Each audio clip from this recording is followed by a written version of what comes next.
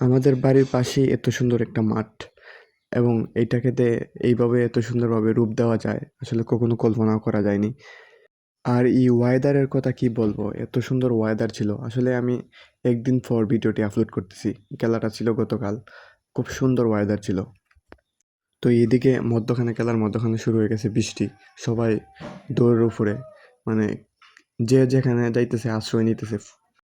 আর সচরাচর গ্রামগঞ্জে ক্রিকেট খেলাতে ওই রকম দর্শক হয় না, যে পরিমাণ দর্শক আজকে গতকাল হয়েছে এই খেলাতে। প্রচুর দর্শক হয়েছে, কারণ আমাদের ক্রিকেট খেলাতে এই প্রথমে এত দর্শক হয়েছে। আর দেখছেন চারদিকে চা বাগান, চা বাগানের মধ্যখানে এই মাঠটি, মানে খুবই অসাধারণ একটা মাঠ। চারদিকে কিন্তু চা বাগান।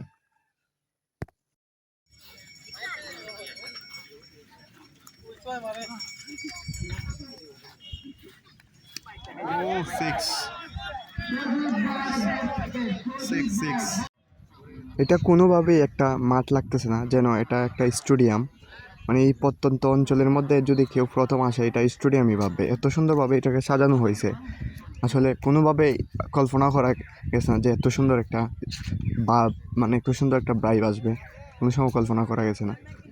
আর এই এই এলাকাতে আজকে এই প্রথম এইভাবে সাজানো হয়েছে এই মাঠ, নাহলে কখনো এইভাবে এত সুন্দরভাবে প্রদর্শন বা উপস্থাপন করা হয় নাই, যেভাবে এখন কালকে উপস্থাপন করা হয়েছিল। বৃষ্টির জন্য সবাই মাঠ ছেড়ে চলে আসছে আশ্রয় নেওয়ার জন্য, বৃষ্টি থেকে বাঁচার জন্য। তো পাশেই একটা স্কুল ছিল, এই স্কুলের মধ্যে আশ্রয় নিয়েছে।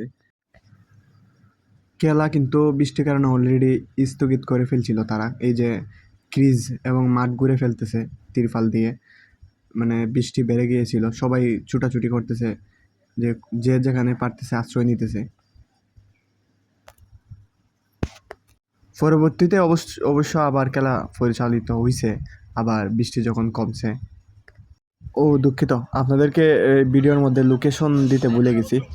তো খেলা আবার বৃষ্টির পর কিন্তু আবার খেলা অলরেডি আবার শুরু হয়েছিল। তো এই মাঠটি মূলত অবস্থিত সোনারুঘাট হবিগঞ্জের সেই লালচান